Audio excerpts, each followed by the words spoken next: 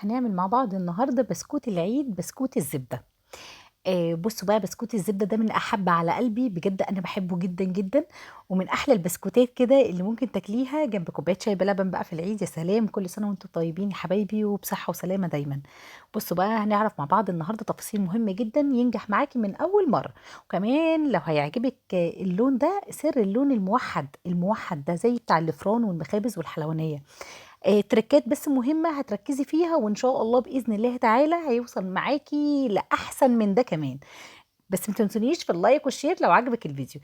اول حاجه معايا بسم الله الرحمن الرحيم كده، معايا 750 جرام من الزبده. الزبده هنا بدرجه حراره المطبخ، يعني لينه عشان نعرف نضربها، لا تكون ساقعه قوي ولا تكون سايحه جدا.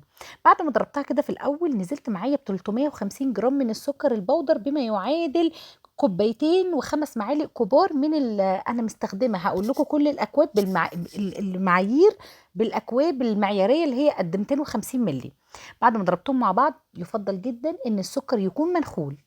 تأكدي ان السكر يكون منخول. تقعدي كده بكل شويه نفصل المضرب عشان ما يتحرقش معانا، وبعد كده ننزل الجوانب بالسباتيولا او اي معلقه، عشان بس نتاكد تماما ان السكر والزبده اندمجوا مع بعض خالص. اول ما يوصل معايا القوام ده اللي هو يبقى مبيض، افتحوا مع بعض، هاشوا، بقى عاملين زي الكريم الشانتيه. تلاقي القوام بتاعك، بصي تمسكيها بالسباتولا خفيفه جدا. بصي ما بتتقلبش، اكنه كريم شانتيه، وخفيف، وزنه خفيف جدا. بس كده نبدا بقى ننزل معانا باربع بيضات، ولكن هننزل بيضه بيضه عشان الزبده ما تفصلش معانا. وحاجه تانية مهم ان البيض يبقى بدرجه حراره المطبخ، يعني اوعي تطلعيه من التلاجة تستخدميه، برضو الزبده هتفصل معاكي. فبنزل بيضه، اول ما الاقي السوائل بتاعه البيضه اختفت، اروح نازله بالبيضه التانية، هكذا لحد ما تنزلي بالاربع بيضات. هنا خلصت البيض بتاعي ونزلت بثلاث باكيتات من الفانيليا، فانيليا سايله او باودر مفيش مشكله، براحتك خالص. هنضرب كده ضربتين لحد ما البيض يختفي تماما. ونيجي بقى للدقيق. الدقيق معايا كيلو دقيق مخصص لكحك وبسكوت، وكمان يكون منخول، انا نخلاه بما يعادل 8 اكواب معياريه من الدقيق. هبدا انزل بالدقيق بتاعي كله على الخليط بتاعنا، البيض مع الزبده مع السكر. بعد كده اضافه حلوه جدا جدا اختياري، بس بتدي طعم ولون حلو قوي. 3 معالق كبار من بودره الكاسترد، او يعني ما عندكيش ممكن معلقتين كبار من النشا، وبتدي نعومه حلوه جدا. وكمان معايا 50 جرام من اللبن البودره، بيدي طعم فظيع. وكمان استخدمت نص معلقه صغيره من البيكنج باودر، نص معلقه يا بنات صغيره بس من البيكنج باودر. خلاص تمام. نبدا بقى وذره ملح بسيطه، يعني ذره ملح، رشه ملح بسيطه قوي. هنا طبعا الاسباتولا طبعا هبدا اتدخل بايديا تندمج بقى. وخلي بالك احنا مش عايزين نزود في الخفق في الضرب قوي. يا دوبك بس الدقيق يلم بس مع المكونات التانية. انا معايا دلوقتي 60 مللي من الحليب الدافي، 60 مللي يعني بما يعادل ربع كوبايه صغنططه كده. نزلت بيهم، وهتبداي تلمي بقى الدنيا دي كلها. طب افردي العجينه لازقه في ايدك قوي، ممكن تنزلي برشه دقيق بسيطه جدا. رشه دقيق بسيطه. احنا النهارده هنستخدم القمع، تشكيل القمع. بصوا، انا عايزاها توصل معايا للدرجه دي.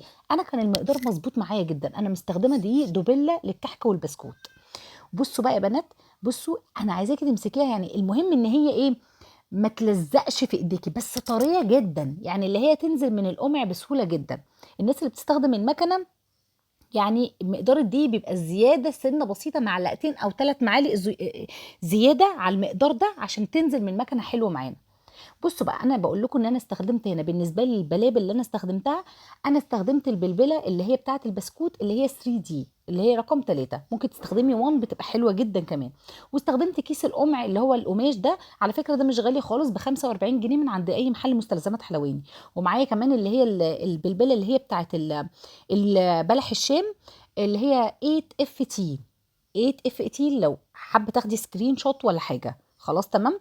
دي لو حابه تعملي الاشكال دي، الشكل التقليدي العادي، وهو ده والله العظيم ده اللي بحبه اصلا.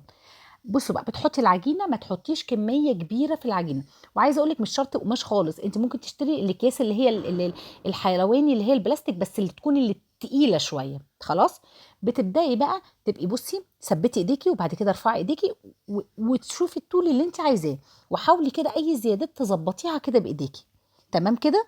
بس كده، سهل جدا. طبعا السجاد بتاعتي مش مدهونه اي حاجه. ركزي معايا بقى.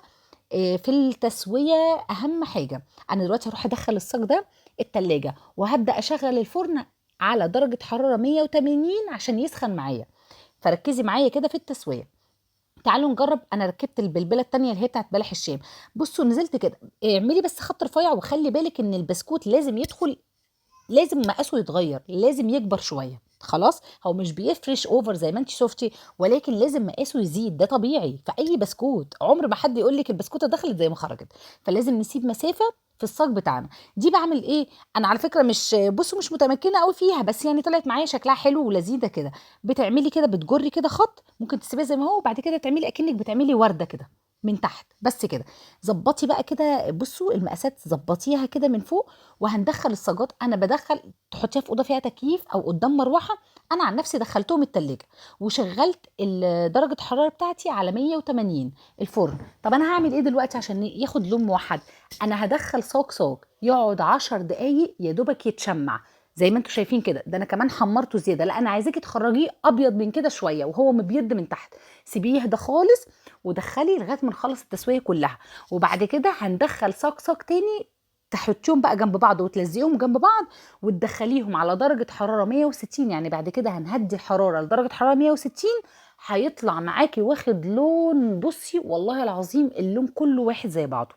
يبقى أول حاجة دخلت درجة حرارة 180، الصاج قعد معايا 10 دقايق يا دوبك اتشمع مسك نفسه، وبعدين طلعته هدي.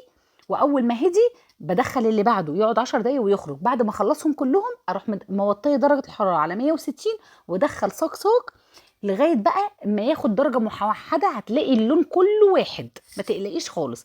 بجد اتمنى يكون الفيديو عجبكم، بجد اتبعوا بس التعليمات وان شاء الله يعجبكم. ما تنسونيش في اللايك والشير ومتابعه الصفحه.